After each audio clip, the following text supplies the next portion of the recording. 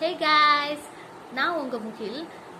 நான் வந்து ஒரு நியூ ஆர்ட் பேஜ் வந்து ஓப்பன் பண்ணியிருக்கேன். ஸோ வந்து இந்த இயர் தான் வந்து ஓப்பன் பண்ணியிருக்கேன்.